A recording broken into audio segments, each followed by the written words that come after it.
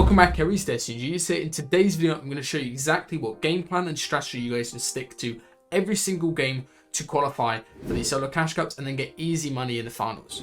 If you guys follow all of these steps and don't make any mistakes of them, I can guarantee you that you're going to at least $100 this season if you can execute this plan properly. I spent dozens and dozens of hours volleying top solo players as well as people who've got their first earnings, and this is pretty much the best stuff that I'd recommend if you guys want to get easy earnings. Let's get straight into this. First things first, guys, your early game path and loot route should give you at least cap, wood and brick, or the potential to get that, as well as at least 300 metal. You guys need to be getting 300 metal during early game so you can have cap metal later on.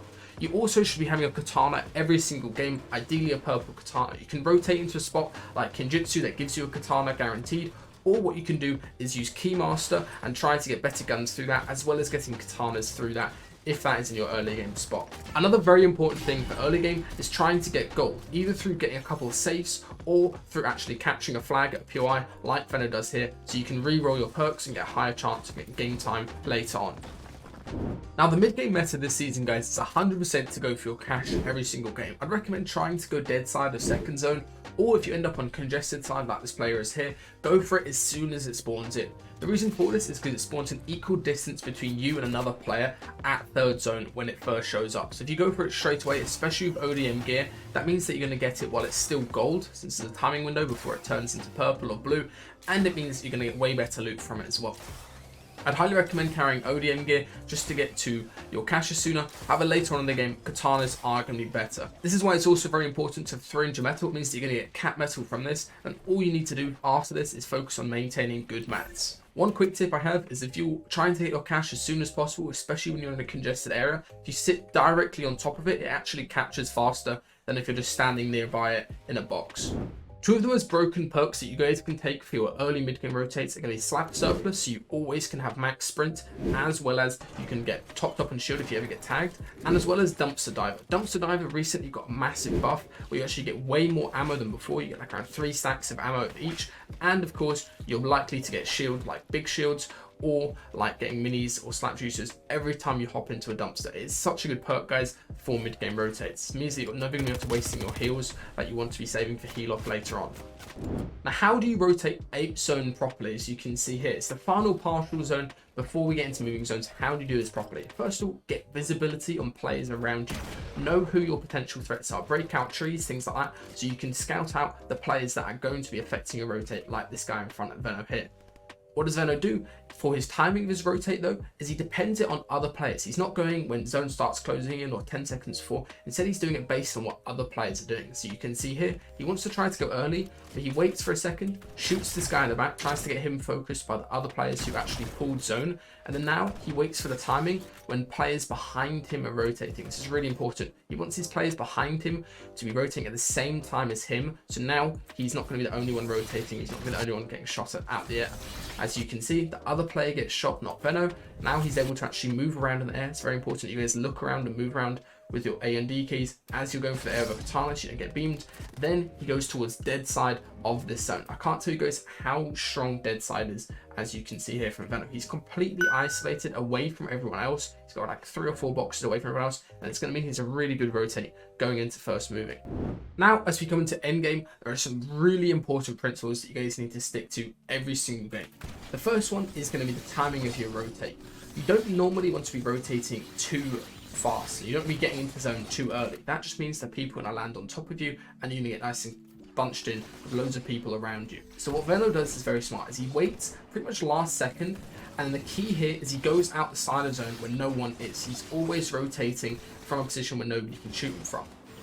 Just remember where that dead side of 80-20 was just a second ago, towards this north hand side over here. It is still dead. So what Venom does is he opens up, nobody towards the side, and he katanas into that open space, and then he goes ahead and elevates. And it is extremely important that you guys elevate early on during moving zones. Don't play low down layers, don't play low ground at all. Instead, get to a high layer like he does here, and he's only used 6 builds actually doing that entire rotate, as you can see, and now he can simply wait for his katanas to recharge.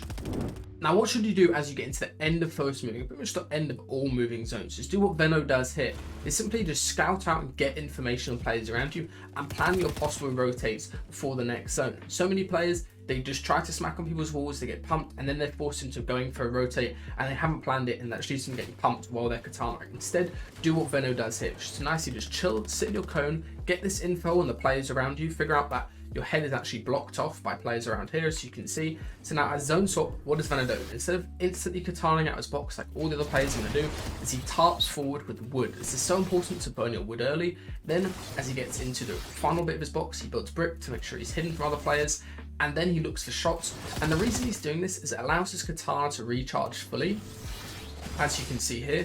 And all these players that katana rotating early are now on lower layers that Veno is able to land on top of them and maintain a good high layer, which is going to allow him to save mats and not get fought by the players.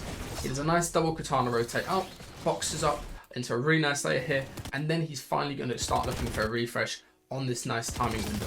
What does he do for this refresh? Is he doesn't try to get too crazy with piece control or floor replacing. Instead, he just awareness checks the guys. Just double smacks, hits a pump from behind, hits a nice 200 pump. Then he goes ahead and hops into the box, gets all of the loots and the mat, and then very safely gets out of the box straight away. As you can see here, doesn't try to fight another player, just gets straight out of the box and continues on his rotate.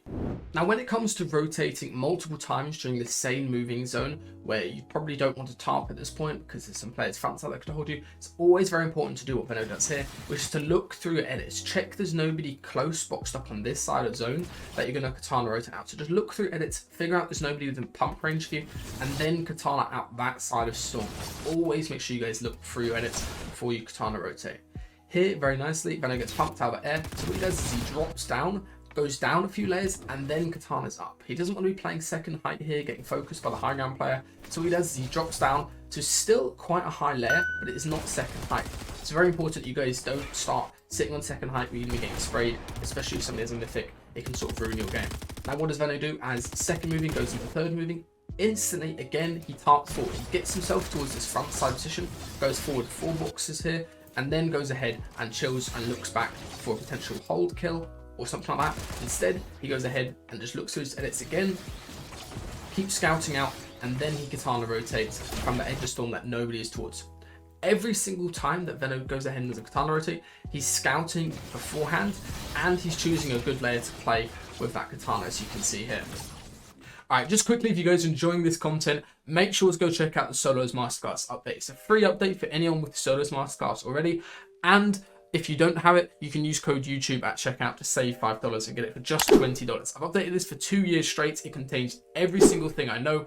Hundreds of players have got their first earnings already by using the Solos Masterclass and the tips and tricks inside of it, and I cannot recommend it enough. It's probably the best investment you can get for your money if you want to improve at this game. Check out the free update now, but let's get straight back into the video.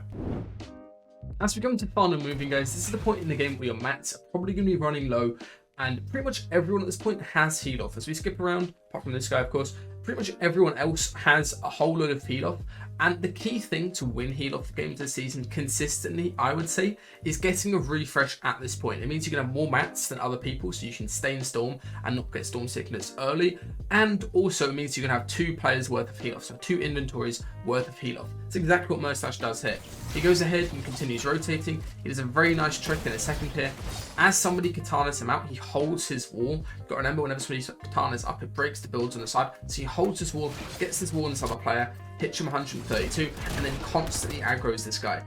One thing I would recommend if you guys are playing an endgame this season is try to wear a non-obvious skin like this guy's doing. It's very easy to get focused, and as you can see, Mustache does exactly that. He just chases the guy around, hunts him down, takes some storm to chase him down, and then finally takes him out. And then look how much loot he gets from this. He gets a whole load of extra floppers and gets 400 wood, and now he's set up perfectly to win the game. Unless you're chilling on height at this point in time, where you've got enough mats to keep on tarping and then run back in storm, it's very important you get a refresh at some point during moving zone here. It means that you can stay in storm, as Mustache does. He perfectly makes sure to not take any ticks of storm at this point. Tarps around edge of storm very nicely here, as you can see. And then now he's going to go ahead and run back into storm to win this heal off.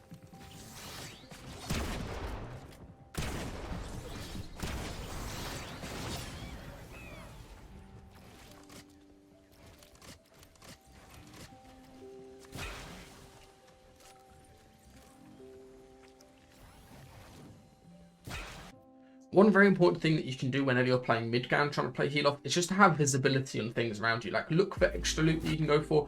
Think about extra campfires or things like that, like this guy is doing. He's running back in Storm to get to a campfire.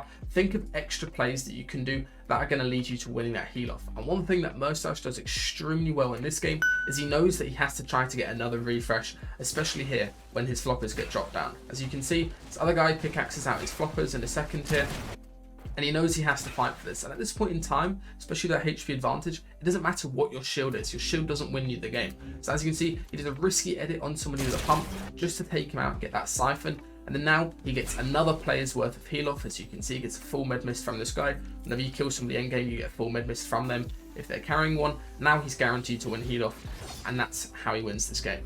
All right, let's take a look at how Veno wins games in a slightly different fashion.